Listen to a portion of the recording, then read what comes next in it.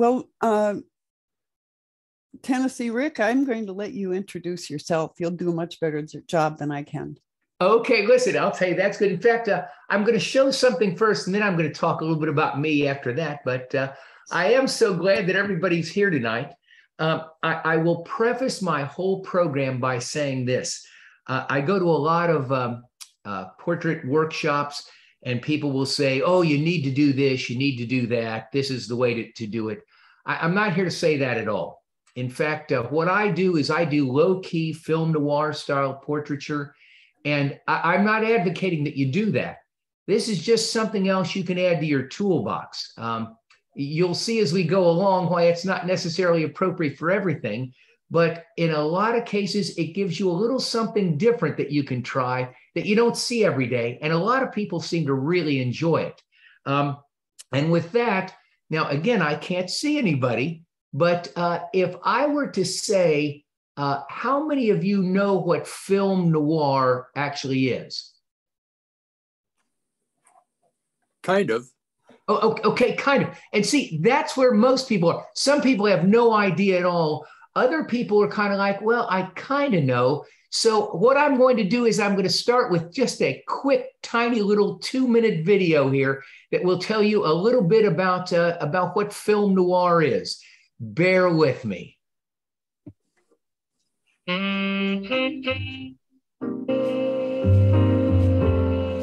Lauren Bacall, Peter Lorre, Mary Astor, Robert Mitchum, Barbara Stanwyck, Humphrey Bogart.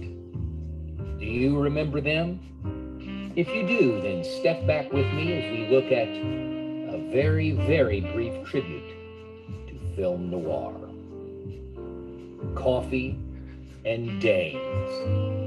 You got to be careful when either one is too hot. The name is Shade, Sam Shade. I was hired to investigate who brewed up this delicious Java. At first taste, I thought it must have been Native Americans because it sure had the taste of sacred grounds. My second hunch was that it must have been old Juan Valdez. He was always known for his classic brew. But after I took a look at his mug shot on my computer, I had to ask myself, what's Sumatra with him? Blind alleys everywhere, but it takes cracking a few eggs to make an omelet. I finally had my answer. I put the finger on Maxwell House, because as everyone knows, it's good to the last drop. Coffee and dames.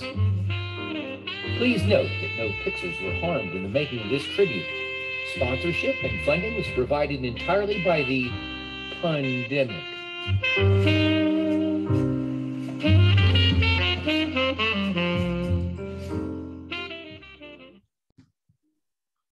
So you can see what you're in for already.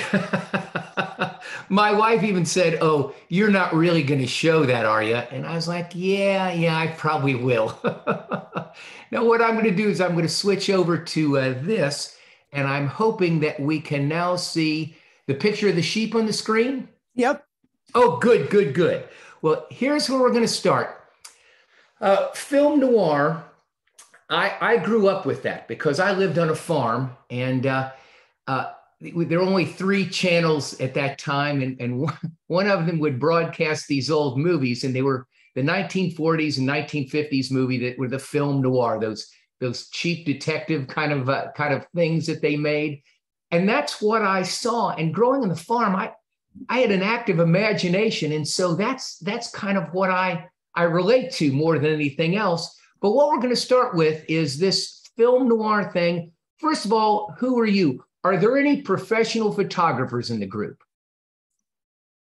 I don't think there are. I think we've got maybe a semi-pro. Oh, okay. Does anybody have their own studio? I'll take that silence as a no. I think that's fair. You're very much like me. I'm just a hobbyist. I go out and do this. I don't sell anything. I don't make any money doing this. I just go out and have a good time with my camera. And the way I look at that is I don't know anything about fishing, but I know guys that go out and fish, whether they catch fish or not, they have a great afternoon when they're out there. And I'm the same way. If I go out with my camera, I'm going to have a great time, whether I get images or not. It's just going to be a good time. Now, that brings up to who am I? Okay. We already asked this, professional or hobbyist. Do you have a studio? Let me ask this question before we get to me. Why would I come to you for pictures? And again, this could be like just a family member. Why would a family member come to you for pictures? Well, I know my family has come to me for high school graduations and other events. And they think I take pretty decent photos of just about everything I try. And I'm cheap. I work cheap. Yeah, there we go. Here's the key thing. They know you've got a camera. It's like, well, I know that so-and-so's got a camera. My wife knows that I spent a lot of money for my camera. So it's like, if we have a family gathering, it's like, well, you're expected to take some pictures. And since we're family, you're expected to do it for free and then distribute those pictures around. So that's what it is right there. Let me just speak to if somebody is like a semi-pro or if they are a professional, the reason that folks come to you is because it's the experience. It's not just a photo, but did they have a good time when you were taking the pictures? Now, there's a lot of people that you will take pictures of, especially in your family, especially the guys that are just miserable the whole time you're taking the pictures. So the more fun you can help them to have, the more likely they are to let you take their photos. So it's going to be about the experience. Okay. Now that brings up the next thing here. Who am I? Well, first of all, my name is Tennessee Rick Ellliot. And I know some of you are thinking, oh, isn't that cute? He puts the little Tennessee in front of his name as a cute little nickname. That is not the case. My mom gave me that name. Tennessee Rick is my first name. I have no middle name. We had a tough time convincing the folks down at Social Security of that. They insisted that Tennessee was my first name and Rick was my middle name. And mom told them, no, I was there when it happened. And believe me, Tennessee Rick's his first name. So I go by Tennessee or Rick or whatever you'd like to call me for that matter. But let me just tell you a little bit about me. This is the only thing you need to take notes on the whole time. If you'll take a screen grab of that or just like take a picture with your cell phone, this is the way to get in contact with me. And that's why you don't need to take notes, because if you have any questions, you give me a call later on. I will just tell you, I am not up first thing in the morning. So if you're calling before like 9 a.m., you're going to get a message because I have a clear conscience and I sleep late because I'm retired. This is my email right there, the tnrick@yahoo.com. If you want to see my portfolio or samples of my images, that's at tnrick.photos. Make sure you put the S on the end, or you can see it at tnrick. That's my Instagram handle. Now, I'll leave that up for just a second in case you want to talk a bit about that. I was a high school English teacher, and I did that for 30 years, and I coached football for a little while and basketball for a long while.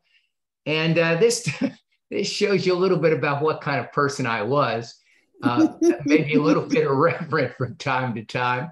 But I'll tell you how I got into photography is, unlike many of you, you probably got started when you were very young. Like maybe when you were a kid, your mom or dad maybe got you a camera, or you saw somebody that had a camera and you got interested in that.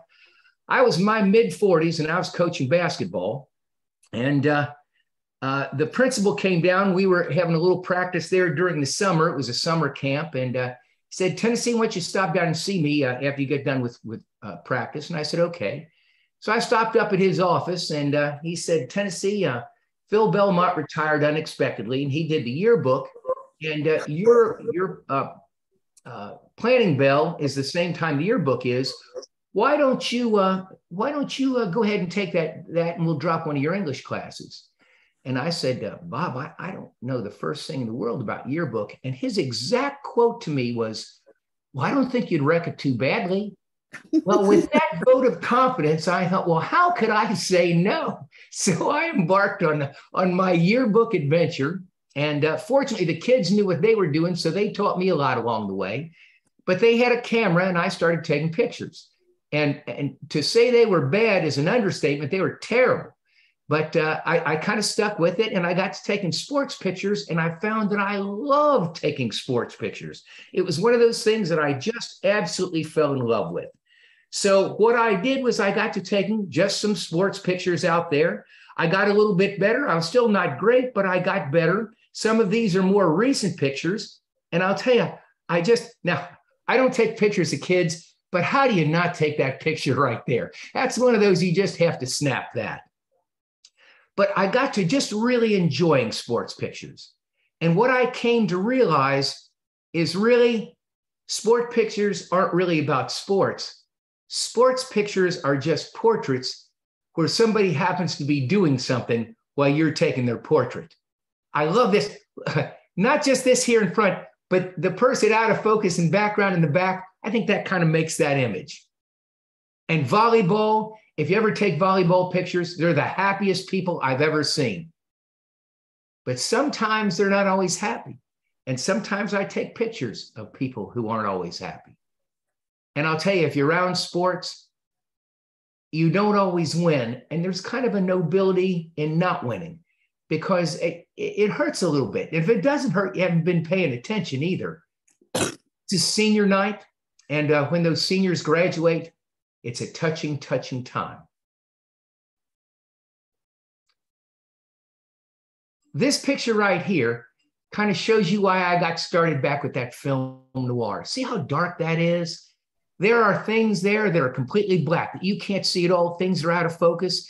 His face is not all the way illuminated, but that dark, mysterious image, I love that. That's something that I'm just intrigued with. And that brings up this.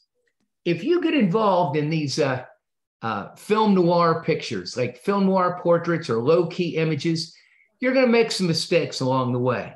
And I don't want that to slow you down at all. I'm going to just tell you this quick story. I decided I was going to see if I could quit making mistakes with photography. So every time I made a mistake, what I did was I pulled one hair out of my head. And I did that for 2 weeks. Look where I am now.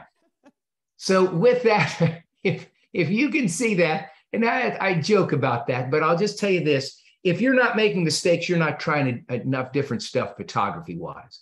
And if you're in the medical field, if you make a mistake, it might cost somebody their life. In the photographic field, if you make a mistake, it's just pixels. Make a mistake and go on. Joe Edelman was the one who said, it's mistakes that we learn from. That's where we really gain our knowledge. And I see a few people are kind of turning their cameras on. Bless you for doing that. I so appreciate that. So mistakes. I'm going to tell you a little story on this.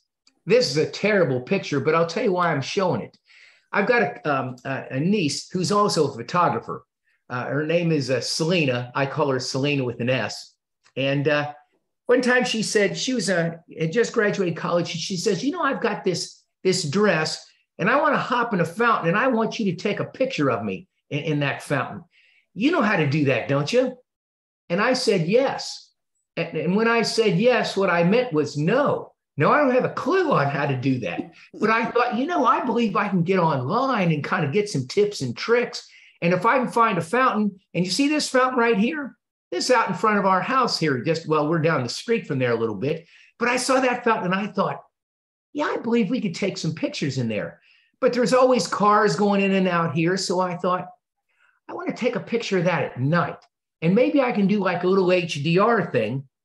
So that's what I did. Now that's oversaturated and all, but I thought if I convert that to black and white, that's something I can kind of do. And we'll put old Selena with an S right in that fountain.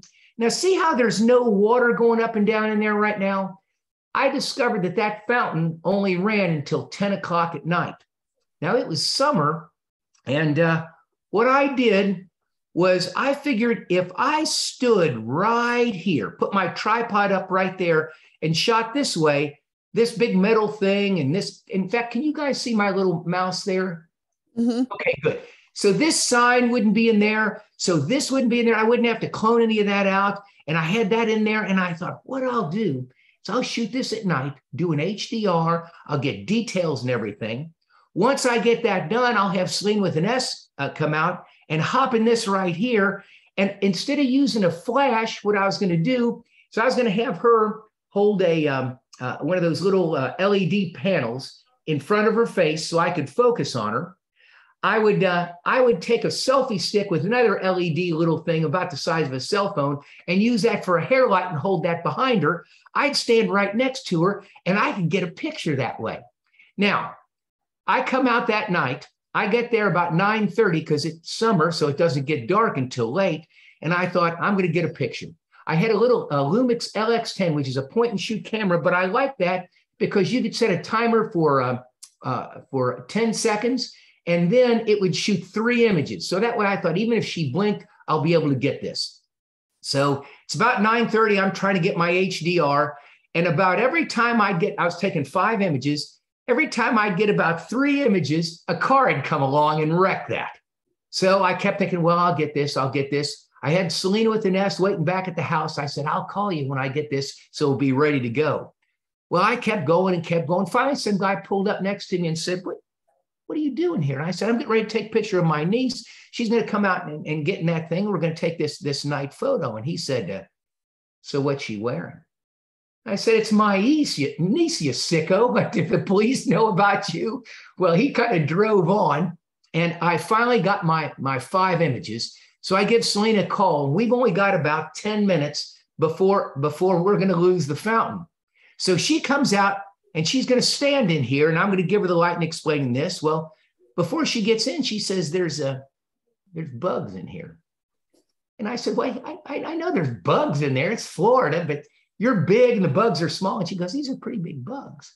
And I was like, Selena, they're just bugs. You're bigger than them. And she says, I don't know. These are pretty big bugs. I said, Selena, get in the water. Get in the water. We got 10 minutes. We don't have time to talk about this. Get in the water and we're going to be fine. You hold the light. I'll get focus here and we'll be ready to go. So Selena hops in the water right there. I give her the 1 LED light panel. She's holding that in front of her face so I can get focus on that. I'm going to get the other light.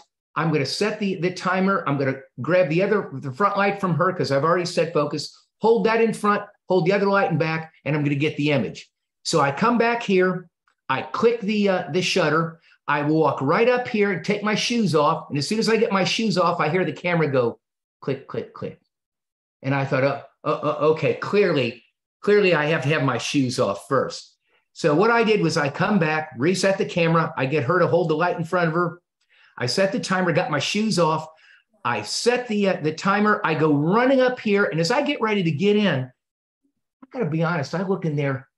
Those bugs were enormous. They weren't just big. They were as big as a Buick. I'm looking at that, and all of a sudden I heard the camera go click, click, click. I thought, okay, daggone it. I'm bigger than those bugs. I go back. I set the camera again. I come running up this time. I hop in there. And, in the bottom of a fountain, it's not like it's just concrete. There's like an algae or a moss in there. I went down like a sack of hammers. I did keep the light up above, so I was okay. I get out soaking wet. I come back over. I reset the camera, and I'm thinking, we've only got a minute or 2 left. It's got to be now or never. I go running up. I take the 1 light from her. I hold the other light. We get the picture. I clone myself out later on. And that's what we wound up with. It just goes to show you, you make all those mistakes, but it's worth it in the end if you keep going with something. That's the key thing in that. Stick with it. Don't worry about the mistakes. Now, here's the next thing. I'm going to show you the PPA style sheet for a merit image. A PPA is anybody a PPA member? The only reason I'm a member is they give you insurance for your gear. For $300 a year, they insure up to $15,000 worth of camera stuff. If you drop it, if it gets stolen, if you lose it, they replace it. I thought for $300, I'm a PPA member. But what they do is they will judge your images if you want to submit them for competition. And I'm just going to show you, here's what they rate all those on. For me, I am never going to win a PPA competition. I will never even get an image that places in a PPA competition because see right here where it says technical excellence? One of the things that they insist on is you can't have blocked up blacks, meaning you can't have complete black in an image. Well, if we go back to this, see this? That's complete black. Down here, that's complete black. Over here, that's complete black. I don't mind blocking up my blacks. In fact, I try very hard to block up my blacks because I want a film noir image, and that's what film noir is. For me, the two things I look for in an image is this first one up here, impact, and the last one down here at the bottom, storytelling. If I see one of your images and I think, oh, I can imagine what this is about. If that's telling me a story, for me, that's a great image. Now, here's the next thing I'm going to ask about if you're thinking about entering images for competition. You may or may not place. That's kind of up to the judges, I guess. But here's the question I want to ask you. Who bought your camera? Who bought your camera? Did somebody down PPA buy your camera? Did a business buy your camera? If they did, then they've got a say in what you like. If you bought your camera, you know the only person who has to be happy with that image at the end of the day is you. That's what it comes down to. I bought my camera, and I'm going to just tell you this. I will take pictures for other people, and I'll ask them what they want, and I'll try to give them what they want. But I always take images for me too, because at the end of the day, I'm going to be happy with the images I take. And I think if you come home and you don't take images for you, I think that hollows out your soul. I don't think you can go on and do that. Now, philosophy, everybody talks about good light and bad light. That's subjective. What's good light for me might not be good light for you. It's going to be different. And I'm going to show you some things that I like now. Everything I tell you from here on out is my opinion. And my opinion and $1.50 is going to get you coffee down at McDonald's. And that's the senior size. And it just barely wets your whistle. I like just a sliver of light. I don't like to light the whole scene. You're going to see that I take a lot of pictures in parking garages and in bars. And the reason I do is because it's dark in both. I think the problem with most pictures is not having enough light, but it's having too much light. I like something that's going to be a little bit darker. This image right here, I would love to tell you that I set up the light in this. Does anybody know who Chris Knight is? Chris Knight is the guru of low-key lighting. He's a big-time photographer out of New York City, and I got to work with him one-on-one once. And he said, what kind of pictures do you want to take? And I said, film noir stuff. And he goes, good, I like that too. He set up the light in this. See how all of this falls into darkness back here? I like that. We've got her out of focus here. This is actually her looking into it's not a mirror, but it's like a polished brass thing. That's her reflection in there and just that sliver of light coming through here. Notice the catch lights in the eyes. I always think that's important, for me at least. Same thing right here. I entitled this picture, Calling to Say Goodbye. I think, like, again, it's not a happy picture. You've got that low key. Notice this goes into darkness over here. And we just lit this little strip of light, this little patch of her face right there. I love the black and white. I'm colorblind. And so for me, black and white, I just love that. That sliver of light, just a slice of light. I will tell you, that's my hat. I'm kind of a hat guy. That sliver of light. This is now from a different shoot. The same thing here. You still get some details here, but this was taken with actually 2 pieces of cardboard along in front of a single light source just to light her eyes. But you can see that there's enough ambient light that you get some light there in the background. Same thing here. 2 pieces of cardboard in front of a single light. Notice that you can still see detail in the face, although this falls into darkness here and up here. I have to stop for just a second and tell you how to take this shot because it's so easy. And I think people love this shot because they don't see it all the time. If you can see where my mouse is, the light normally would be right here in front so that you would light her face and the side of her face and everything down here as well. All I did was I took the light here in front, and instead of moving it closer to her, or closer to me with where the camera is, I moved it further toward the background so the light was actually going back behind her. It was still aimed in the same direction, right past her, but instead of being here in front of her face where this would be lit, it was now moved in back so that just this was lit and this fell off into darkness. And I will just tell you, this right here, her earring, that was a happy accident. I had no clue that that was going to be lit up, but that caught enough of the light to get there. And again, just a happy accident. But this, the light is very close to her. It's pushed toward the back. And again, just skimming this side of her face. And notice you get that little like catch light in the eye, which I think is always so important. This is split lighting, and I'm not a fan of this. I've taken shots like this. This young lady was smoking. We had the light over here to the side, aimed right at her, split light, meaning it's there. I like to see a little light in that backside if I can. This, you can see where the light's coming from. This was a flash, and it was actually in a snoot, which at the time I didn't own an actual snoot. This was just like an old Stack's potato chip can that I'd cut both ends off of. And so it had just that little sliver of light coming from the backside, but it was enough that you can see that backside eye lit. The same thing is true here. This, you see the front side eye, but not the backside eye, but you still have that catch light. And notice again, you just get the outline because the light was positioned back here and back.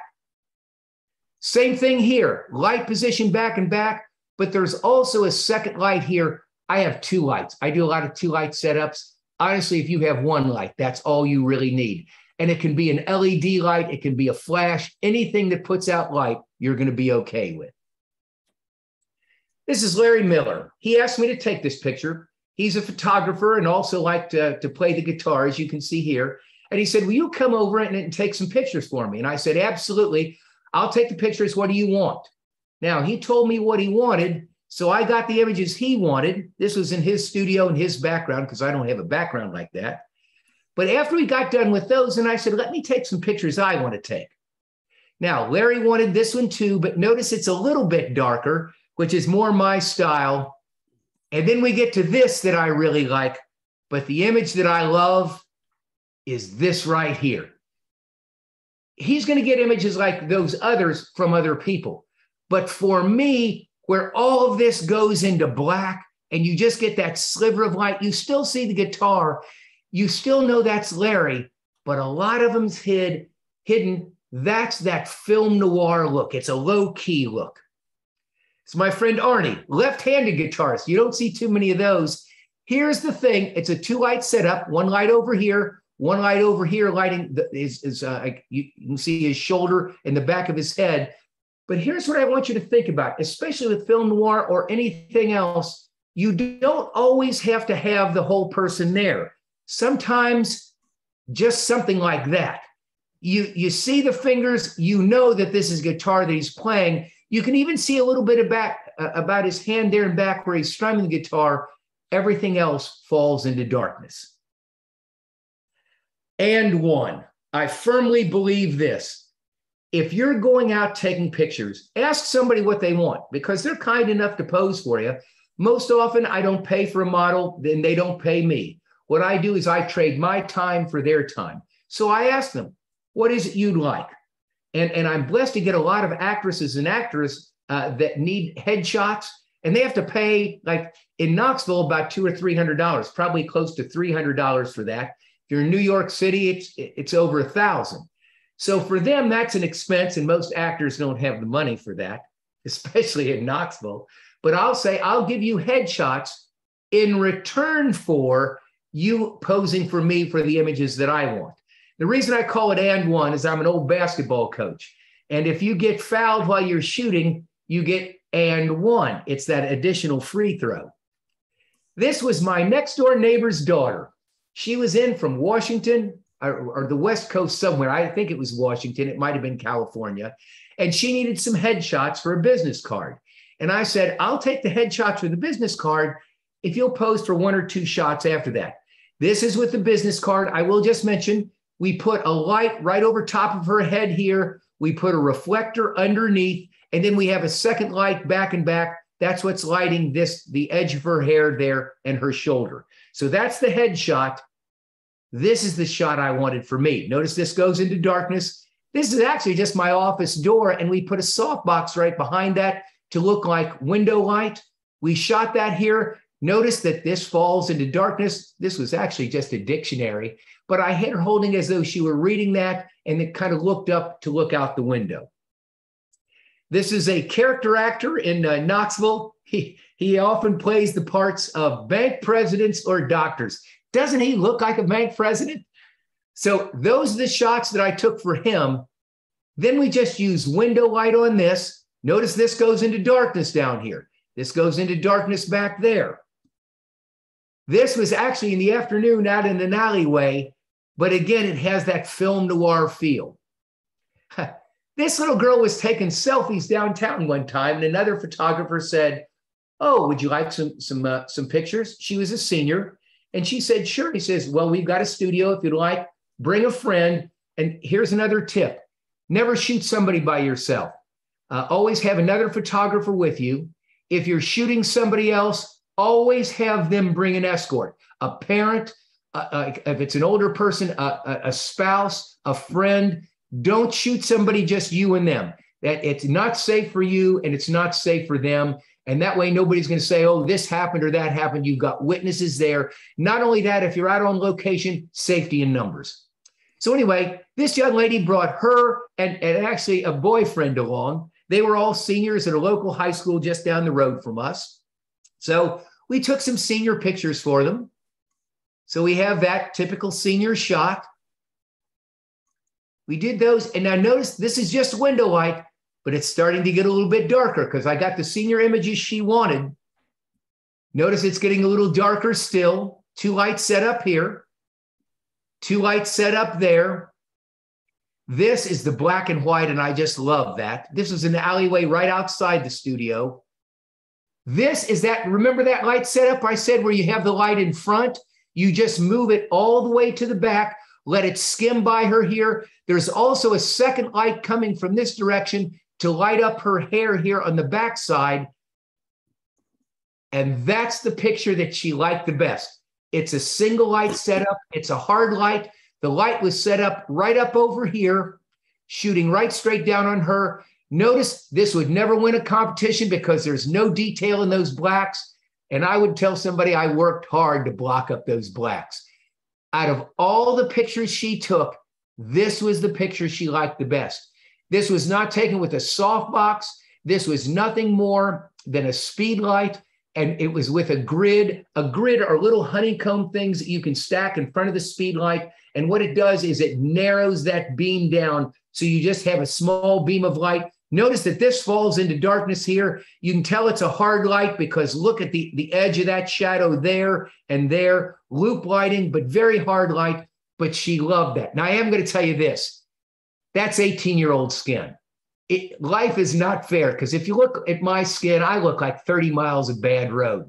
But if you're 16, 17, or 18, they've got skin that's just incredible. This was her boyfriend that she brought along, and he was kind of hanging around. And I said, "Look, while we're here, you want a couple of pictures?" So we took a couple of pictures of him. This one, 2 lights set up, just a closer, still 2 lights set up, but we moved in. He loved this image, but he liked that one even better. Again, it's that low key, 2 lights set up here, 1 light lighting his face, and we had another light that was lighting this background here. And that, again, we moved that light to the back, shot that here for the light to fall off here. We had a second light right up here to light the back of his hair with that. You can do this with anything. You can do it with a flash. You can do it with an LED light. It works with anything. This is also an actor. He's an attorney there in Knoxville, and he's also an actor, a character actor. He wanted some headshots, so he got some shots for him. And I don't have a studio. So what we did was we met down at one of these local breweries. And I said, "Look, do you mind if we take some shots here?" I said, we'll stay for, like lunch afterwards if you let us shoot. And they said, "Yeah, that's fine." And I said, "Also, if any of your waiters or waitresses or cooks would like pictures, I'd take them too." Well, they lined up and everybody got pictures. Now, you're going to say, "Well, that's not a very good business model." I got people to pose for me for free that I didn't have to pay for. Everybody had a good time. And if I ever want to go back there and shoot, they say, you can come back anytime at all. It gives me a location to shoot. With this, notice that this was a single light setup. It was a soft light, and you can tell because soft shadows back in here. With this single light, but notice that he doesn't fall into the background because the background's lit against the dark side of his head, so that separates him from the background. And it lights this side of his face. It's that short side lighting, which I like. And then if you use a hard light, you'll get that hard shadow in the back there as well. Single light setup, again, a hard light source. You can use a flashlight or a work light from down at Home Depot and get the same results on this. This is a professional singer, and here she's actually up in Fort Myers.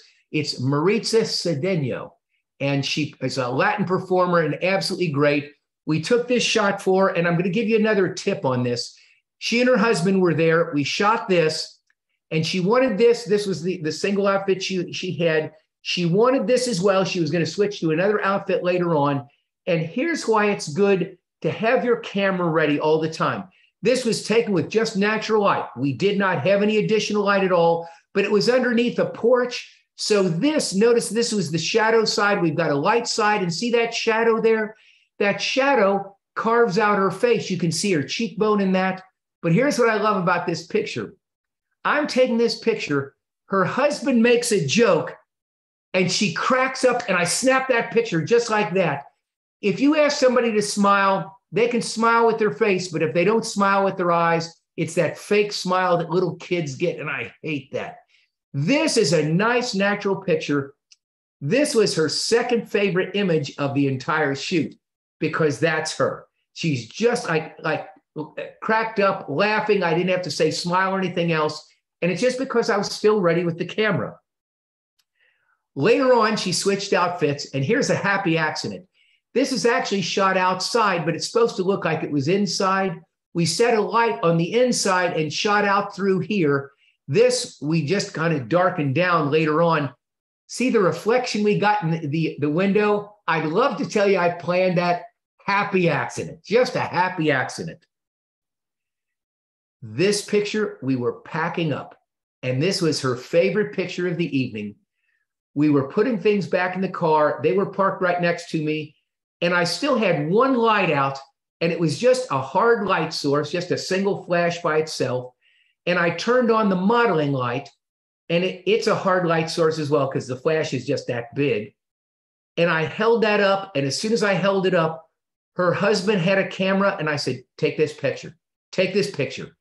He snapped the picture. Then I said, hold this light and let me snap the picture.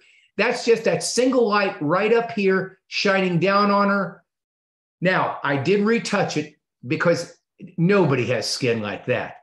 But we retouched that. That was her favorite shot of the entire thing. That was that old Hollywood glamour style shot. And again, it's a single light setup. It's easy to do. All you have to do is get into a dark environment, get your flashlight or your work light or whatever else it is. If you put it in the snoot, it's even easier. But with this, heck, the light just fell off naturally. She and I both, as well as her husband, all like that shot. This was a shot that we did for one of her album covers, and her husband had recommended, try this, have her look around. See how this goes into darkness? I'll tell you why I did that. I actually darkened this down later. She had clenched a fist, and I thought the fist didn't fit with the rest of the image because this was such a peaceful look. And then this. Now, something I'm not familiar with. See this little jewel that's right there? That's like a rhinestone.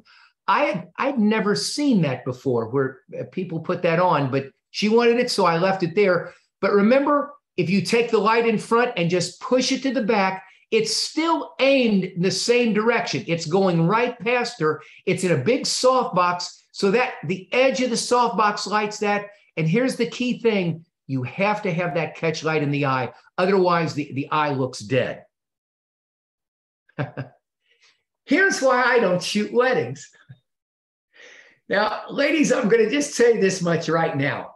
All of you right now are thinking, Well, that lady right there is Whipville, Tennessee, when she saw those images. This was not a wedding. I don't do weddings. If I did weddings, it would only be to orphans because there's no mother of the bride. And the mother of the bride wears photographers out. So with this was actually a studio setup where we had a lady come in with a bridal gown and veil and so on. And she was going to shoot this. And everybody else that was shooting, they had lights everywhere, just lights here and lights there. And I said, let's turn off all those lights except one and let me shoot. So I shot this image and I shot that image. Now, do you see why I don't shoot weddings? For me, that's nice. No one else is going to say, yeah, that's what I want for my wedding, a film noir wedding. Now, you might think, well, obviously you don't do weddings, but you probably do everything else. Well, I'll tell you what, I had a musician here in Fort Myers that said, look, I called her up and said, look, I would love to take some pictures of you. I've seen you perform before, and I think you'd make a great portrait. I haven't seen you for a while, but I think if you like some portraits, I'd love to shoot some. And she said, oh, I would love portraits, but I can't take any right now because I'm pregnant and I'm almost due, but I would love to have some maternity pictures. That would be fun, wouldn't it? And I said, yes. And when I said yes, what I meant was, no, I don't want to take any maternity pictures. I'm not the kind of guy you want to have taking your maternity pictures because look at my wedding pictures. But I didn't say that. I said yes. And what I did do, I contacted another photographer and I said, look, we're going to do this maternity shoot. If you can take regular pictures, you can get to use those images. We'll give the images to her and I'll take some images too. And I'll pass those along as well. That way she's going to get both kind of images. So we went out for the maternity shoot. Now, I don't know much about maternity, but to me, that looks like she was ready to go just any time at all. And again, I don't know, but to me, it looks like she's ready to go. So I took this picture. It's light and airy. This is sunshine here in the back. And this is actually lit with a big umbrella here in front because we were back in the shade. And if I wouldn't have had any flash at all, or if I wouldn't have added any light, she'd have been too dark. So we exposed for this back here, and then we added flash to do that from there. So we got that, and we got a picture with her husband, and he's there, and they're all happy, and this and that. And that's just not my style of pictures. But I got her some of those. The other photographer got a bunch of light, airy pictures. And then that's my kind of picture. This was still middle of the afternoon. And you can see that we darkened this background down. We put a light right behind them. And then one here in front. The light behind them was to separate them from the background. The light in front was to light them. I love that image. For me, it doesn't show off the pregnancy, but I think that was a nice couples picture. And you're thinking, well, could you do anything with a pregnancy picture that's low key? This was middle of the afternoon. If you set your ISO very low, like down to 100, go to your maximum sync speed. In my case, that was 1/250th.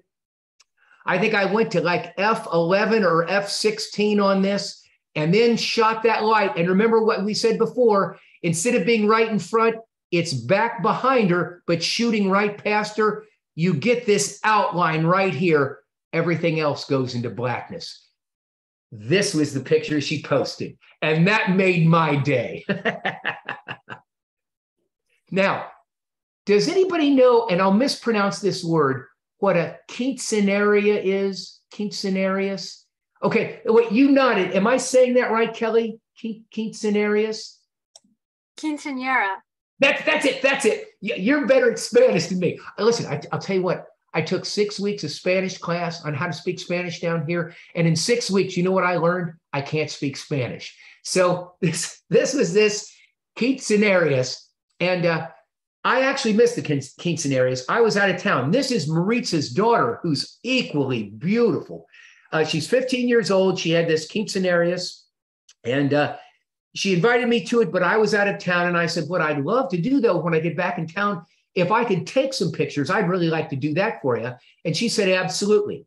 So same thing I did before. I got another photographer, the same lady I went with on the maternity shoot. And we went out and we got to shoot these images. And this is Isabella, and she's such a delight to work with. So we got this light and airy. This is natural light. You can see that back here. And then I added flash in the front. Same thing here. Sunset right here. We added flash in the front. And this is just a single light setup. We allowed the sunset here. And all you have to do this, this is an easy setup.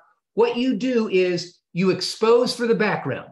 So in my case, to get this dark enough, because it's sunset, but that sun is still really bright, again, you're probably looking at your lowest ISO, like ISO 100. You're going to go at like probably your maximum sync speed, and that's different for different cameras. In my case, it was 1/250th. And again, I was probably at f16. You can see, because look, even the water's in focus back here. My guess is f16, maybe even higher than that, but I'm thinking probably f16. And then we had a light here in front. Once we get this exposed, she's completely in darkness now. Like she is just a silhouette because you've got everything exposed for back here.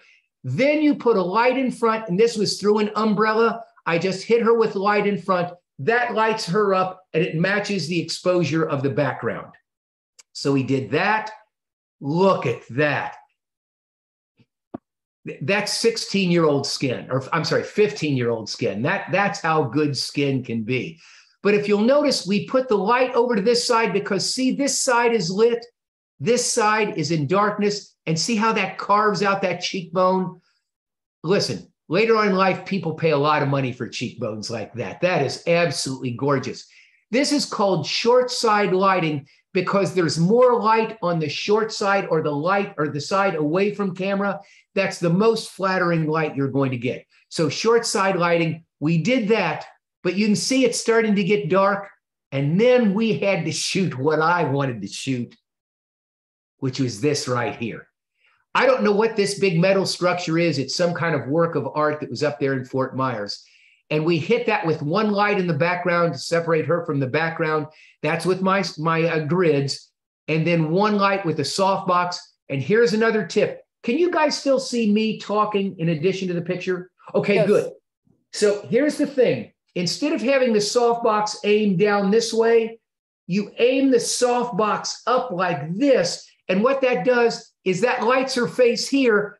But see how this dress should have been more lit than her?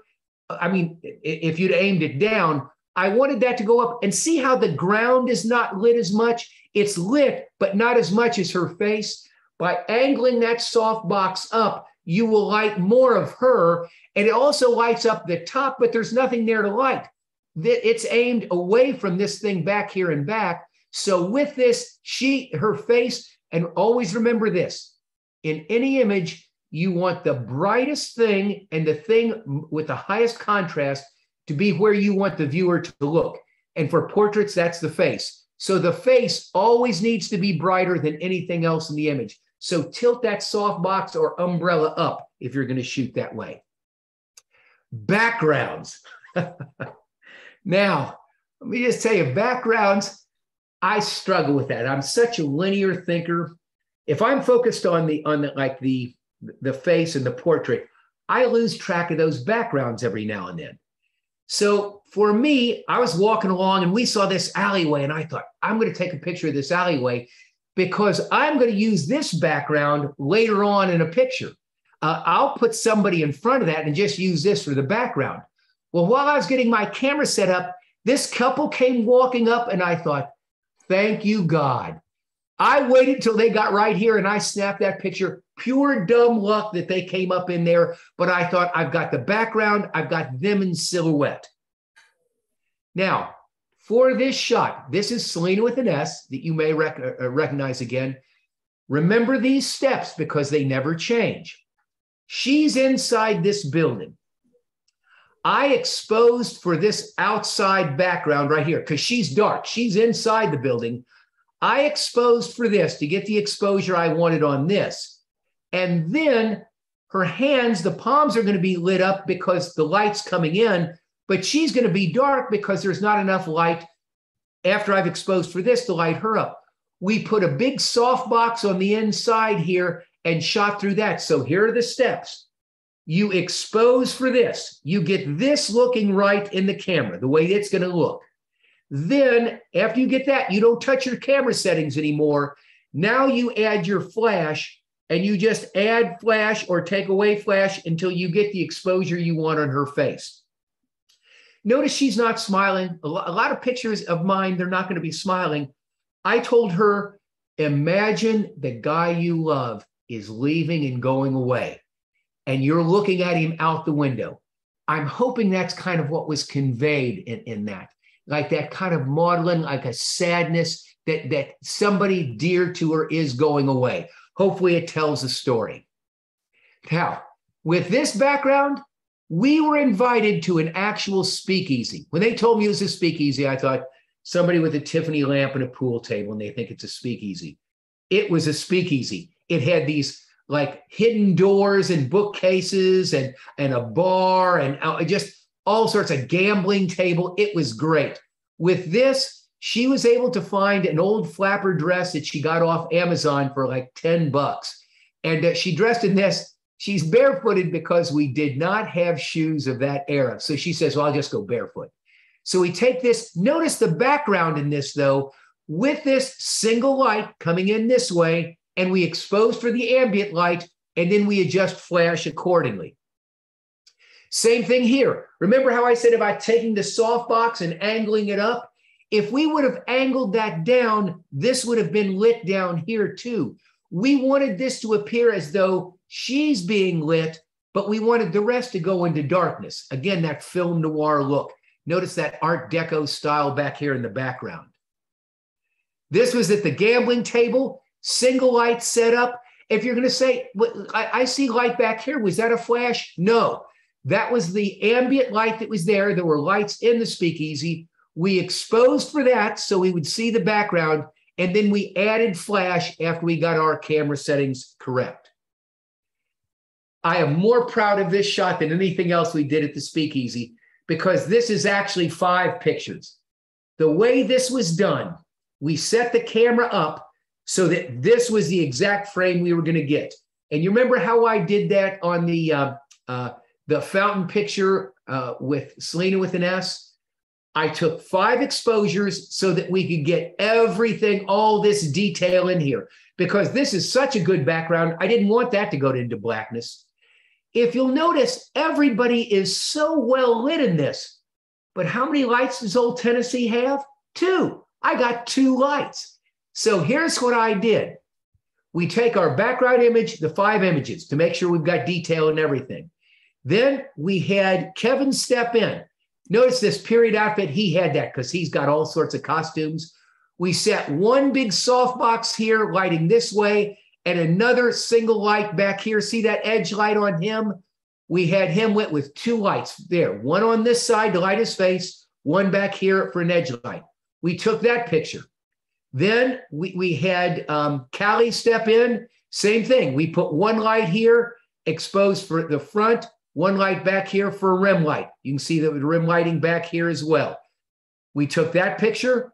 This is actually Kevin's wife, Megan. She has a ton of outfits too, just an absolutely delightful young lady. We had same thing. We shot 1 picture here with the light in front, with 1 light in back, because you can see that there's edge light on that right there. This is a character actor there in Knoxville. We took some headshots for him, and then he came out and helped us out with this. Same thing. This was only 2 lights because we couldn't fit that other light in the background. We put those 5 images together and came up with this, and I thought it was the best shot of the night. It was one of those where we didn't know if it was going to turn out, but I was so pleased with the way that it did. Now, I live in Florida. We're down here in Naples. Well, heck, we've got the beach, and God was kind enough to bring in some storm clouds.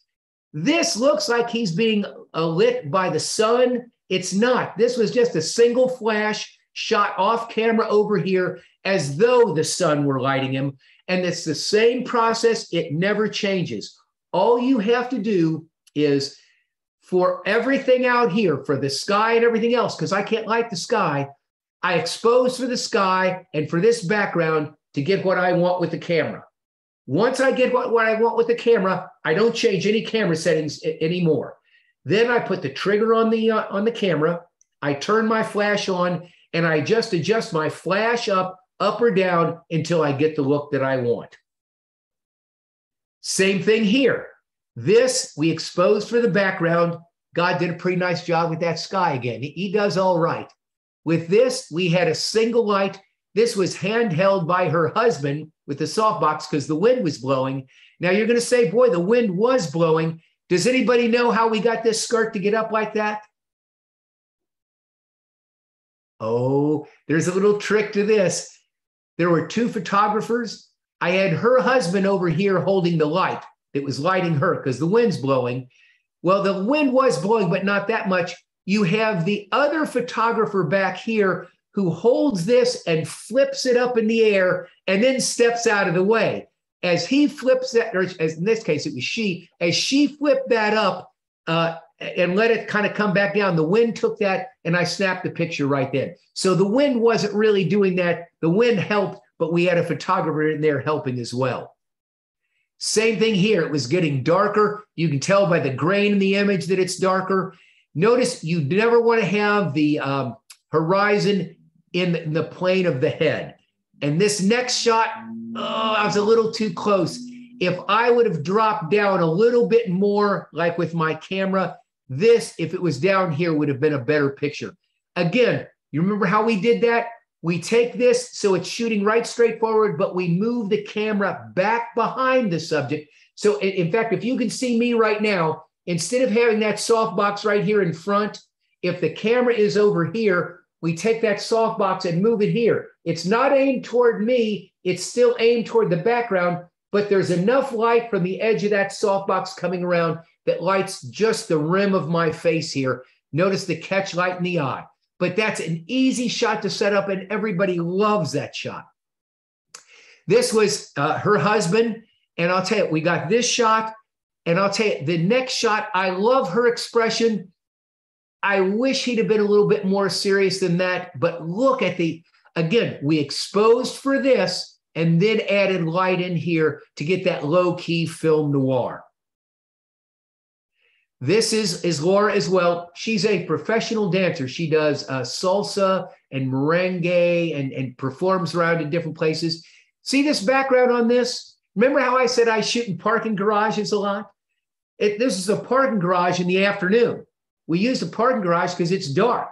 And what we did is you can project gobos up with something if you have a lens, and they sell these. And if you're interested, I'll let you know, but it's like $200 or something. But for me, that was like kind of a bargain. We projected that up on the just the wall of the parking garage behind her and made it look like kind of an abstract form.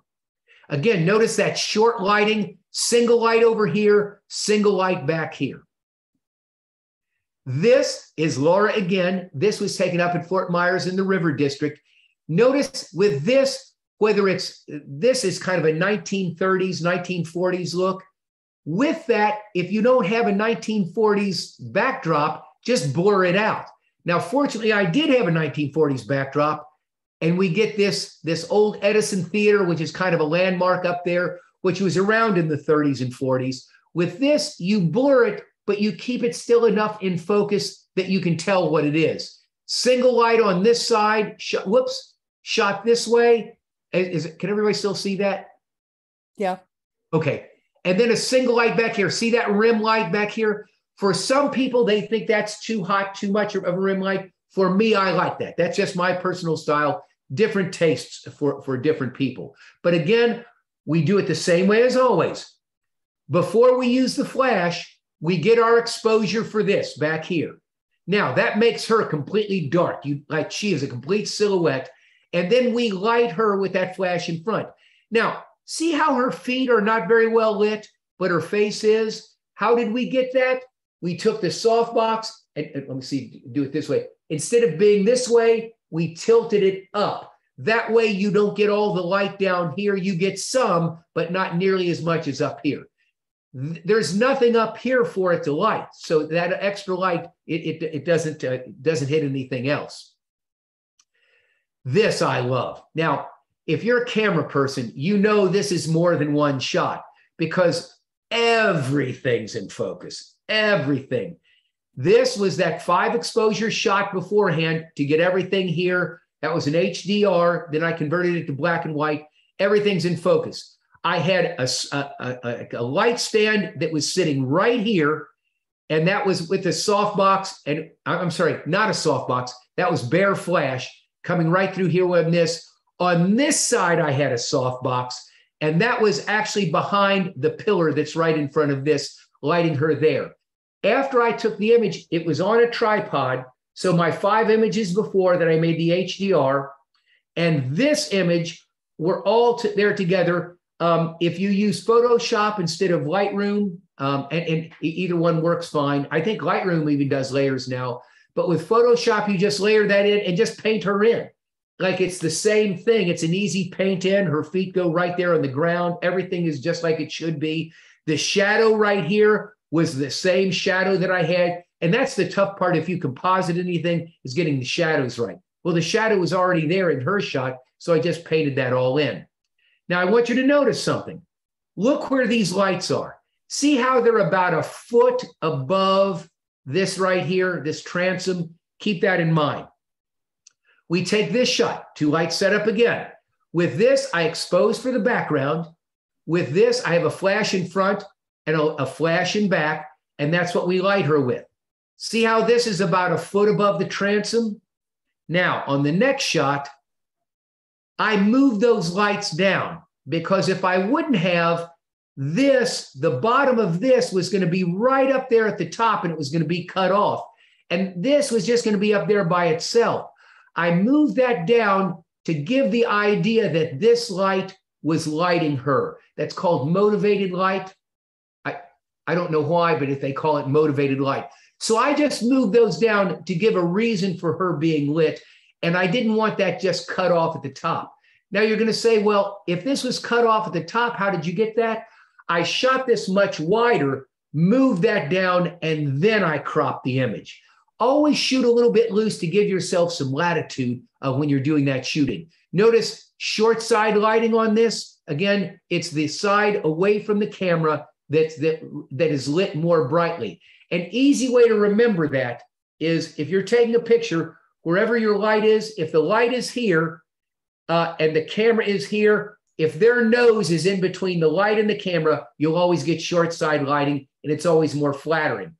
Everybody wants to turn their nose away. I don't know why that is, but if the light's here and the subject is here or camera's here and they move their nose away, it's broadside lighting, and that tends to make for a rounder face. Now, this was just the street light. I didn't light this with anything other than just the street light. And this, I included this in, this is that Hollywood lighting style. And this was just, instead of putting a gobo in that little focus light thing, I just used the focus light to make a circle, to make it kind of a halo around her face there. Okay, I'm going to upset some people here. And I don't mean to. This is just my opinion. Keep that in mind. Now, you've all heard the saying, get it right in camera, haven't you? Everywhere you go, people say, get it right in camera, get it right in camera. What does that mean? Now, I'm going to tell you a story to illustrate that point. My wife and I went on a vacation with her brother and her stepbrother. And we went on a cruise and we wound up in Amsterdam. And we were there for 3 days before we flew back. So on the second day, Patty gets up and she's going to go with Jamie. Jamie's her stepbrother and Tim is her youngest brother. And so she sits us all down for breakfast there. We're at the hotel and she goes, now, she's all excited. She says, now, here's what we're going to do. I've got tours lined up for all of us. And Jamie and I this morning are going to go to the Van Gogh Museum in the morning, and then we're going to go to the Rembrandt Museum in the afternoon. And I thought, And she says, oh, no, I've got stuff planned for you and Tim, too. And I said, oh, okay, what's that? And she said, I've got a tour for you at the brothel. It's a brothel tour, and it's led by an actual sex worker. Now, she's all excited, and I'm all excited, and Tim is all excited, and suddenly her demeanor changed, and she followed that up with, don't be stupid. Now, don't be stupid is just like get it right in camera. Now, Tim is a single guy. So for him, don't be stupid meant something completely different than for me, a married guy, don't be stupid. Patty and I knew exactly what my don't be stupid meant. So with your camera, when it says get it right in camera, for me, that doesn't mean get it so that it's going to look like I'm done. When I take the picture, I'm done and I'm ready to give the image to somebody. Because I do low key, get it right in camera to me, I'm not saying for everybody, but to me means I have to have my subject lit. I don't care about anything else. I don't care about the background. I don't care about anything else. I want the subject's face lit. Everything else I'm going to take care of in post-processing. So here we go. This is one of the pictures I've been most proud of. I love this image. This was taken in an old mansion that was in disrepair. And I was on this, it was like a photo class. And she's a professional model. She came in and bless her heart, she had worked all night. She came in the next morning and was like modeling for us. She was dog tired, but I'll just tell you this, she was there all morning long and she did a tremendous job. So everybody's shooting and it's like natural light. We didn't have any flashes. So we're doing this. This is a natural light picture. Now, I converted it to black and white. This was the picture in color. But that's not the way the picture was taken. When I got it right in camera, remember what I said. For me, what I want is I want her face so that I can work with it. If her face is perfect, then I'll take care of everything else. So this is the image I came up with, and this was what was in my mind, but this is straight out of camera.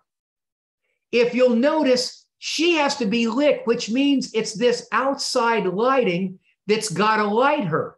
All of this is lighting her. Naturally, that's going to be lighter than she is, but in my mind, I don't want that. I want her to be the brightest thing in the image.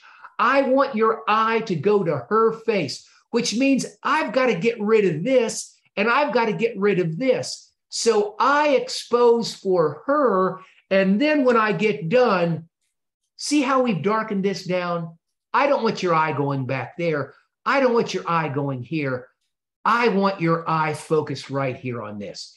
For me, that's what get it right in camera means. Now, I'm not saying that's for everybody, but for me, I'm doing low key. I don't care that this goes into black. I don't want anybody looking down there anyway.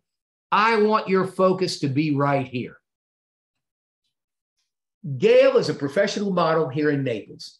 And I will just tell you this, kudos to her. All I did was press the button in this. If you get a professional model, they know poses, they know everything. You say, here's what my idea is, and they do the rest. Gail is one of those people that, to me, I bet first thing in the morning, she gets up and looks in the mirror and goes, ta-da. I mean, she's just fantastic. Now, this was my idea for the picture. Now, when I say it was my idea, that's a big lie. Joe Edelman talked about, if you use these beams right here, those are leading lines to draw your eye into the subject. And I thought, I can do that. He showed an image like that, and I thought, I know where there's a parking garage. So this was my idea. This was the thing. Notice that your eye is drawn here. This was not the way it came out of the camera, though. That's the way it came out of the camera. See this car back here? See these lights right here and this light here? Look at outside. Outside is always brighter than inside in the afternoon. This was in a parking garage, and it's the outside that's lighting her face. There's no flash. It's all natural light. But I wanted to get rid of this. Now I'm going to back up.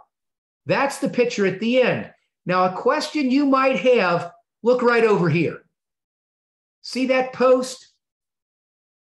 How did I get that post back? Because this car, I can clone this car and these things out, but how did I get the post back? See this post over here?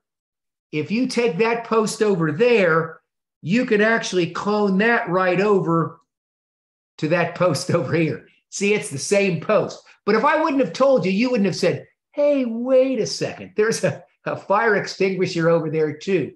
That's one of those things that goes away. I'm all about the image. I'm not a photojournalist. I'm about the image. Okay. Now, you may or may not like this image. I thought this was a great image. This young lady was kind enough to pose for me.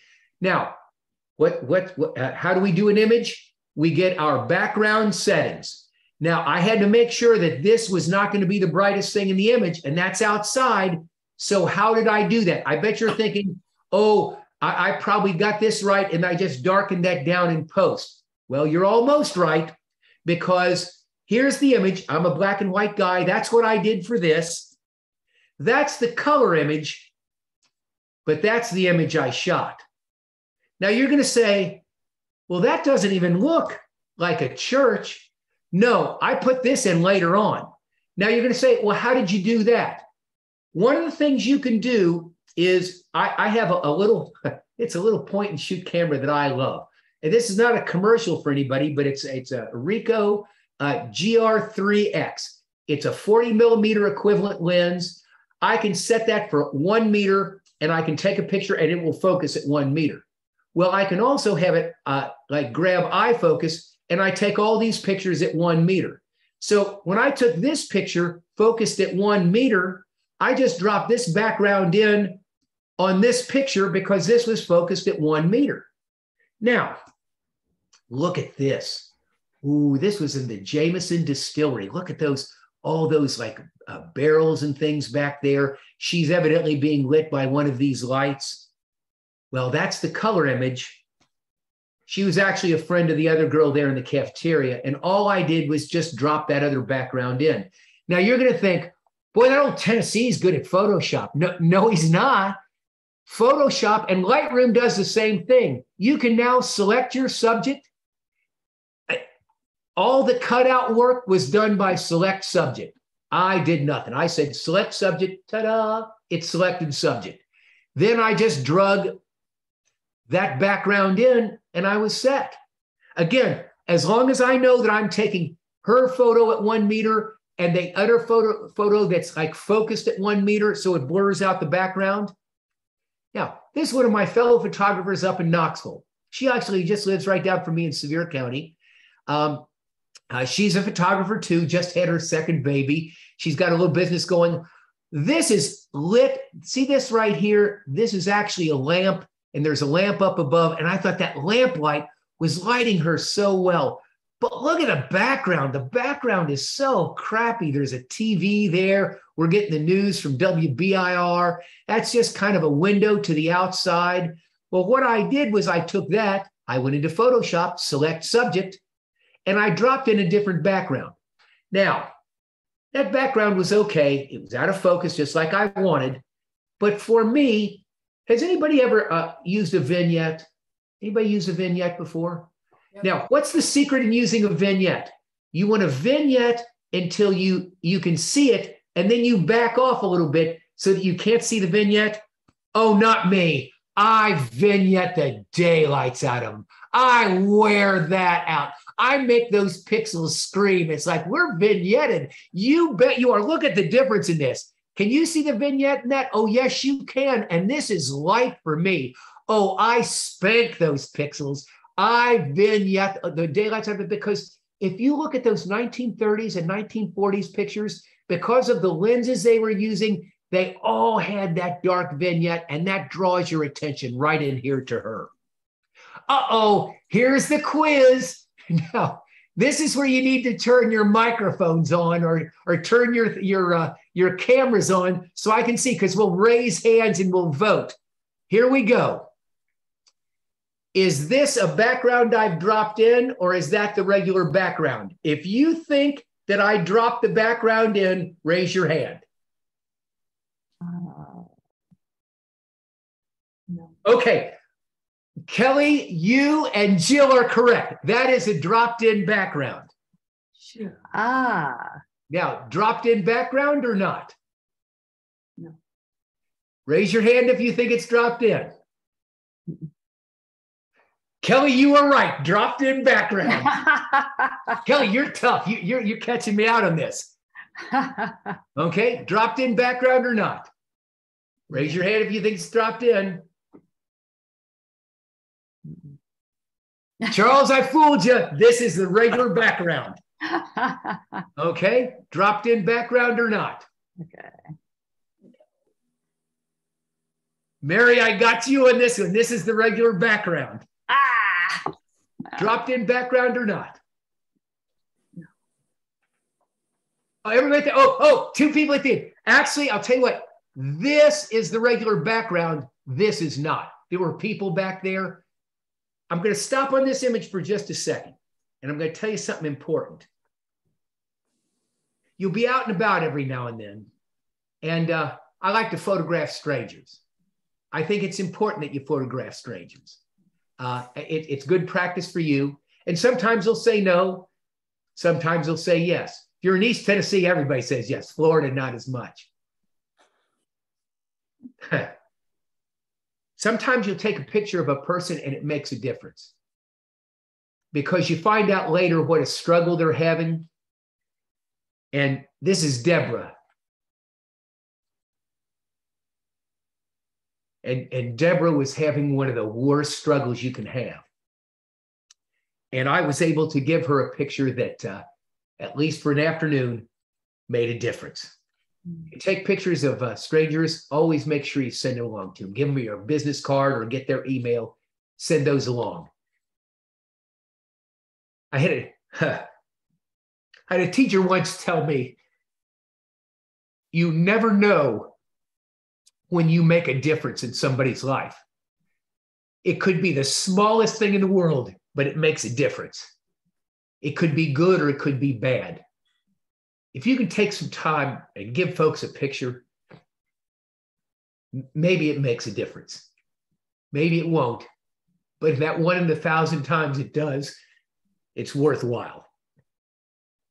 Okay, dropped in background or not? We're back on the quiz. How many people think dropped in background?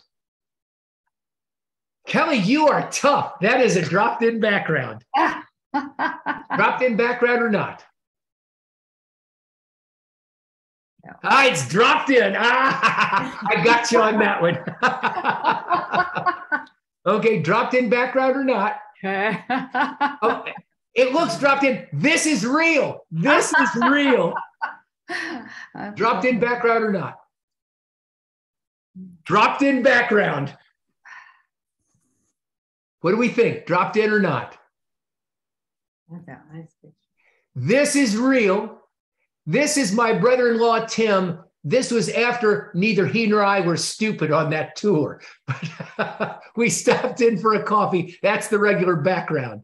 In fact, something I didn't notice until just the other day, I got a person in here over in the corner too. I never noticed that.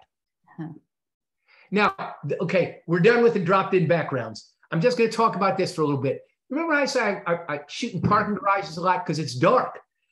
With this, it's a single hard light. And if you put somebody up next to something, move the light away, move them close to something, you'll get that hard cut shadow right behind them. Same thing here. And now I'll tell you a flaw in this. If I would have had her, now wait, if you can see me for a second, see how her hand is this way? My hand is almost the same size as my face. You want to avoid that. You need to turn the hand this way so it's on edge. The other thing that she is doing well, see how this arm goes out to the side? Anything that comes towards you tends to get foreshortened, and that looks odd later on.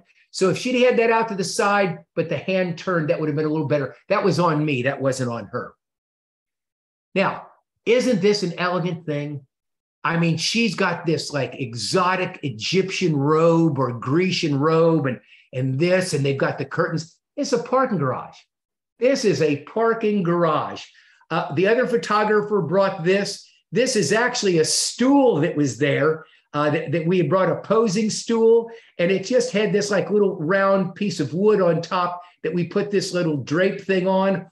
All of these things were things she brought at home, but it was a parking garage because none of us have studios. Now, this picture here, remember how we took it?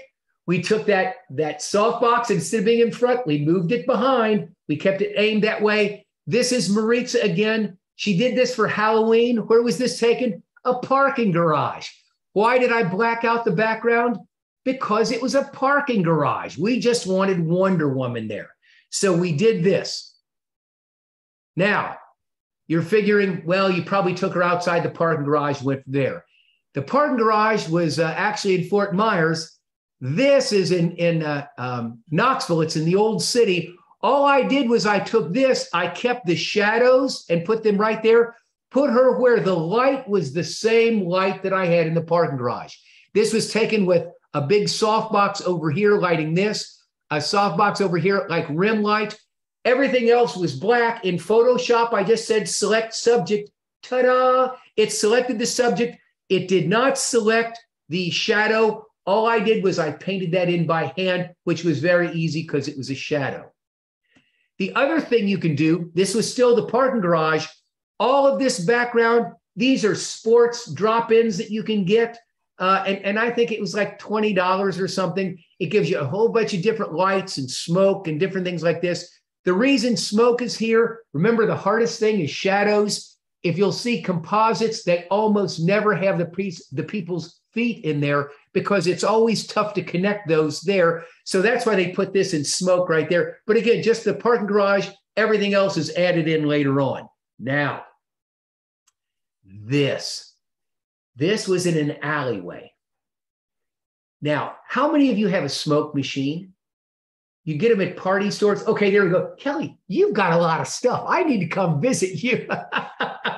Now, if you've got a smoke machine, you can just pump that smoke out there and you'll get this. If you want to light smoke, here's a tip. The smoke machine has to be in front. The light has to be behind the smoke and behind your subject.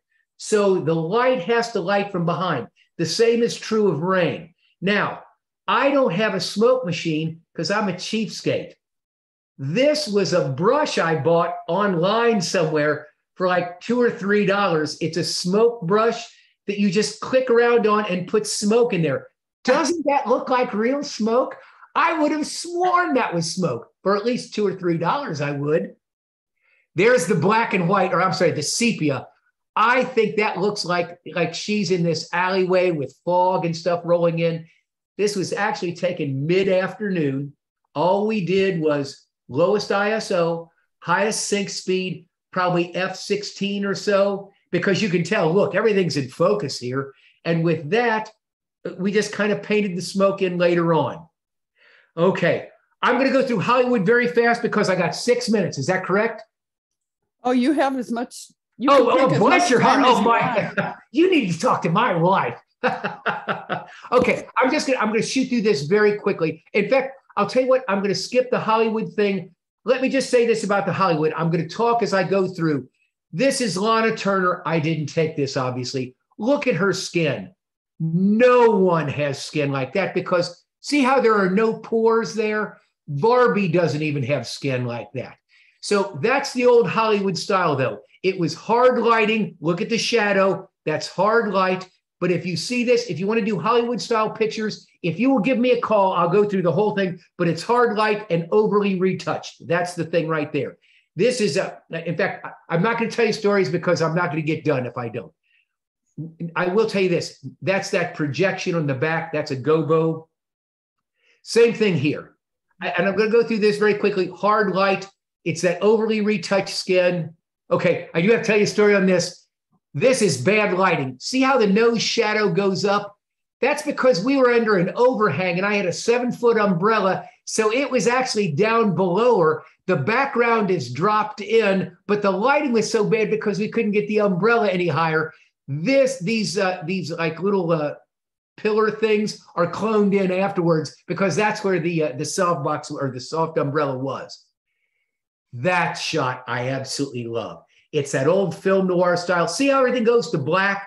But here, again, short side lighting. We had a light right here. My wife, Patty, was actually holding the light here. We cloned her out afterwards. She stepped away. We took the second shot to get this in. Those were composited in Photoshop. Same thing here, the Hollywood style lighting. This is Gail again. This is somebody's living room that we pushed the chairs back, and these drapes are actually just hanging on light stands. This was that same little wooden, like circle wooden thing with a drape put over the front of it. Gail's just wonderful, though. I mean, all I did was click images there. Now, with expressions, and I promise I'm going to go fast on this. You have to sell this. If you're, to me, lighting is key. Lighting is the key thing you have to do. But second, right behind lighting is expression. If the expression doesn't match the lighting, you're wasting your time. I'm going to prove that to you. This is a 16-year-old girl. She's a ballet dancer, and we shot some ballet things for her. And then I said, okay, let's do these low-key images. Now, see that expression? Doesn't she look innocent? Isn't that like somebody getting ready to go to church? Like, oh, it's a good Sunday morning. I'm going to church. Now, watch how a small, tiny thing changes that expression completely. This is I'm going to church. This is I need to go to church. That look right there, that's a slap my face look right there. And look, all she did was just lower that nose just a little bit, kept her eyes. Oh, yeah. Listen, every woman in the world and every man in the world knows what that expression says. Now, I'm going to show you this right here. The second to the worst fight I ever saw in my entire life, I was teaching at Lakota High School, and in between 5th and 6th bell, I had front hallway duty. I stood there in the front hallway. I was just standing there. People were going back and forth, and all of a sudden, two girls got into the god-awfulest fight I've ever seen. They were rolling around, pulling hair, earrings going everywhere, kicking and scratching and biting and everything else. And like an idiot, I jumped in between the two. Another teacher got in there, and we finally got them separated, and it was a job, a J-O-B job to get them separated. And they were still clawing and wanting to go at it. And when we finally got them separated, I was taking one down to the office. He was taking another one to the other office. And the young lady apologized to me. She says, I'm sorry you got in on that. And I said, what just happened there? Like everybody was just walking along and you got into this fight. And she goes, she was asking for it. And I said, how was she asking for it? Nobody said anything. It was just like you were walking along and pow. And she goes, she gave me the look. And I said, what's the look? She goes, you know what the look is. I didn't know what the look was until I saw this basketball picture. That's the look, ladies and gentlemen. If you see that look right there, it's go time. I'm just going to tell you this. When I took this picture, immediately after I took that picture, the referees got in between these two gals right here. Now, after I saw the look, oh, see, you're taking a picture. Mary, I don't blame you taking a picture because that's a daggone look. Keep that camera ready because I'm going to show you another one. I didn't take that. My twin sister did. Well, there we go. Oh, listen, let me just tell you this because that's the look. Everybody knows that. After I determined that that was the look, I thought, I know the look. My mom used to give the look. I never once heard my mom say don't. Mom would give the look, and you were supposed to see the look. So if I was playing, I'd turn and check all the time, like, am I getting the look? Now, you know the mom look. That's it right there. I was at the fair. I'm shooting actually a watermelon seed spitting contest, and in between people, I looked up and I see this. Now, the reason I knew to take this picture was as soon as I saw that, I thought, uh-oh, somebody's in trouble. And it wasn't just me that knew this because time stopped. Birds stopped flying in the air. Everybody froze. Frost formed on the ground. A dog off in the distance barked. I'm just telling you, right there, somebody's in trouble. Expression makes a shot. Now, look at this. I'm going to show you several pictures, all taken at the same time. That's a confident young lady. We're in a bar. This is actually upstairs at the Blue Tick Pizza Hut, or not Pizza Hut, Pizza Tavern. Upstairs, you can shoot for free if you have lunch later on downstairs. And I don't have a studio, so we're there. We're up there, and we take this shot. There's a nice, confident young lady. Anybody want to guess what she does for a living? I could let you guess all day long, and I'd never get this. She's an airline pilot, like flies big jets and stuff. So anyway, she's got, that's that pilot look there, I think. Nice and confident. Look at that. Confident, my hat, I might add, my hat. Confident with a little edge to it there now. A little edge, just a little edge. Do you show her that picture? That's a picture you throw away. Do you show her that picture? That's a picture you throw away. Oh no, wait. Who is it? Charles, your wife's laughing there. And I did too. I didn't actually laugh when I saw it. I thought, oh God, nobody's seeing this one. That's one of those train wrecks. Look at that. There's a confident young lady. Look at the difference in that. Now, sure, the whiskey bottle in this probably adds to it, but look at the difference in that and this. That's confident. There's not that much, but just look at that. It's almost like hollow eyes. Back to confident. My hat again, my hat. Cultural aside, does anybody know what a Petzval lens is? It's an old lens. It was made in the 1800s. I got a new version. In fact, it's that camera company that makes, they make lenses and they're gimmick lenses. I'll think of it in just a little bit. But they make a Petzval lens. I couldn't resist shooting in that because it darkens the corners for you. I thought I'm in. Once I heard dark corners, I was there. But see how it swirls the outside? That's characteristic of that Petzval lens. Lens Baby, that's the name of the company. Look at that swirl in that. This is all natural light. Notice that Rembrandt lighting there, catch lights in the eyes. Now, I'm going to end with this. I don't take pictures of kids because they're real dark. And nobody wants dark pictures of kids except me. And I'll tell you, something I hate, if you guys could see me on the screen, every kid I know, as soon as they see the camera, does this. I hate that. I can't stand that. So when we took pictures of her, this is Sunny. Sunny was in the first grade. And actually, that was her mom that you saw, the airline pilot. She said, why don't you take pictures of Sunny? Wouldn't that be fun? And I said, yes. And you know what I meant by that. But everybody was taking pictures of Sunny. When it got to be my turn, I said, Sunny, don't smile. Don't smile. And Sunny did not. I took that and that. I love that image. Now, I don't take pictures of kids, but I love that. I think that's going to be one that Mom and Sunny sometime in the future will treasure. Now, this is my niece. Her name's Fallon. I call her Falcoon. With me, we had that light. In fact, that light was right here, and I cloned it out afterwards. She came down, was one her picture taken. I said, you're going to smile? She goes, I won't smile. I said, oh, no, you're going to smile. She says, I won't smile. We took that shot, and just recently, her mom is getting remarried, and they had a wedding shower. Old Falcoon came down and said, want to take my picture? And I said, you know what the deal is? That's her now. She's in the 5th grade. She still didn't smile, and I thought, oh, we're okay. Same thing. This is another niece. Look at that. Now, wait. Here's a tip for you. See how her nose breaks the plane of her cheek? Don't do that. Either go all the way over so that you don't see the back eye and you don't see that cheek, or bring this nose back just a little bit so that it doesn't break the plane of that. And let me see. Oh, hats. I'm just going to say this very quickly. I'm going to race through here and then I'm done. How do you not like that image? How do you not like that image?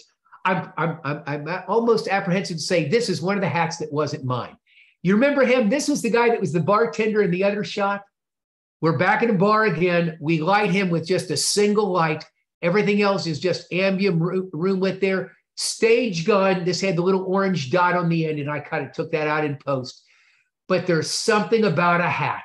There's something about, I will tell you, cultural aside, my grandfather on both sides, my dad and I will not leave the house without wearing a hat. We wear a hat all the time. It's just something we do. I just don't feel dressed if I don't have a hat. Now, ladies' hats. Ladies, I'm going to give you advice right now. Buy you a hat. But it doesn't have to be like this. I love those mesh things. I think I'm a 1930s, 1940s guy. I think they're just wonderful. But get you a hat. If you get a hat, it's such a fashion accessory. They're just great, and they make for such a great image. If you take this, the mesh hat will fool your eye autofocus. You have to put that on manual focus and focus on the eyes, especially if you're a wide open aperture. If you're at f8, it won't make any difference. Look at this. See all that black in there? With this, I'd never win a competition, but I love that hat. Do I need to add? It's my hat. It's my hat. My hat. My hat. I love reflections too. This was intentional. As soon as I saw this, I thought, oh, let's get this. Andre he's not a model. He's just a guy friend and just a great guy all the way around. This was an accident. I didn't see this until we took the picture. And I'll tell you, his hat in this case, like just one of the old pub hats, like an 8-panel hat. That's me, my hat. This was taken with window light, just a little sliver of light. Now, ladies, I'm just telling you this, that mesh, see, it's not even down over the eyes. Ladies, think about wearing a hat. This was that same thing I talked about. We took the light and we moved it back behind. There was also a second light back here, because how do you not light up that part of the hat? This one light in front, middle of the afternoon. This back here was actually sunlight coming through. We had a light here in front and we kept moving it down until we just got that edge for the catch lights underneath. My hat. This I had to show because look at that dog. How do you not take a picture of that dog? But look, even if it's a bandana, I think you're ahead of the game. And let me see if, oh, this was Kevin again. Remember with all the different outfits, just window light. Most people would say, don't show the window. I wanted to show the window because it was an old cabin and I left it in. Conventional knowledge would say, don't show that window. And again, have him turn his nose so it's toward the light. Between the light and the camera, you always get that narrow, short side lighting. This was my other niece, my hat. Okay, ladies, that's the hat you need to buy right there. I'm just telling you what, these are like, I bet you can get these for $5. Get this hat. Doesn't that just speak volumes? It's adds an elegance. Look, notice how everything goes to darkness. I promise I'm hurrying. I want to get to just a few more. This was taken. The fire was put in later. This was just one of those long tube lights that you get off Amazon for like $20. That's what we lit this up with. This was a small little LED panel that we just hid inside this box. We clicked with a white brush with low opacity to this to get that misty look around there. She was being lit by that little LED panel. And so that's all that was. Notice everything else goes into darkness because the only other light was that like tube light that was in there. And the fire I stole right off the internet. Guilty as charged. How do you not take his picture? That's one of those guys you see out in the street and you just have to say, I got to take your picture. You got this Greek hat and just what a great guy. 2 lights set up on that. Okay, Gobos. Now wait, I got to get down to this. I promise. Okay, can you still see the big picture? Mm-hmm. Yeah. Okay, good. This is lace just held up right next to her face, and you back the light way, way far back. Hard light source. See that? You can see the lace on her face. This is just lace. I'm underneath the lace too, and we back that light up off camera right, like maybe 10 or 15 feet. You back it up, hard light source, and that will transfer the lace or anything else you have right onto the person's face. Who makes the best subject? You've seen a lot of model pictures that I've done. And listen, if you shoot a model, they're amazing because they do all the heavy lifting. But honestly, I bet 90% of the shots that I get are either strangers or family or just somebody I run across, or actors or actresses. This, he was a chef and he sat down. This is lit with this right here. Notice I darkened these down to make him the brightest point in the subject. That's him up close. He was just a chef.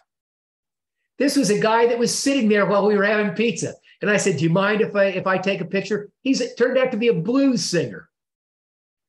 This is one of the waiters in our players club right over here, just down from our house. This lady served me coffee at the Capitol Theater. If you ever make it to Knoxville, make sure you head just a little south a little bit to Maryville. It's a tiny little town. They've got a college there. And the Capitol Theater, that's where the speakeasy is downstairs. And this was an old theater that's a wedding venue now. Stop in. It's got an ice cream place built in. That's magic. Well, I've yet to taste bad ice cream, but this is even better than most.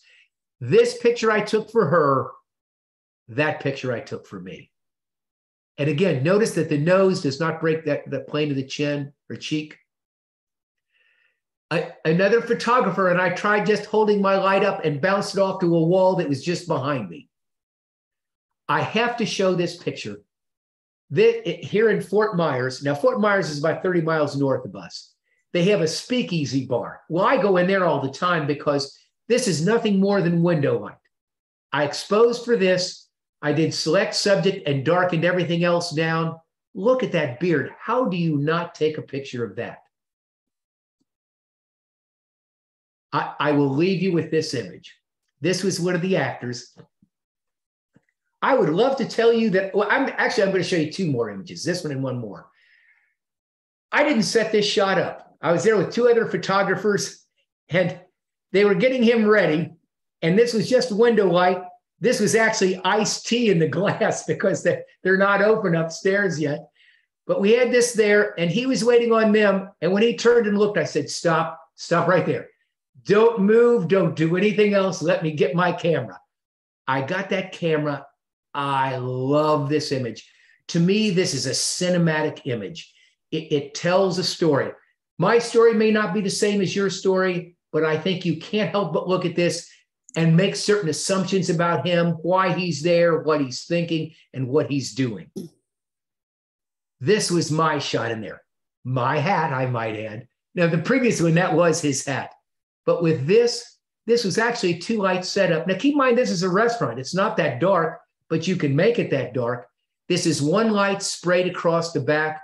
And this was a big soft, actually, I think a 36-inch soft box here in front going across. And again, aimed up like this so that we didn't light the table. And this, it didn't light this because it's going across in front of her. So it wasn't that.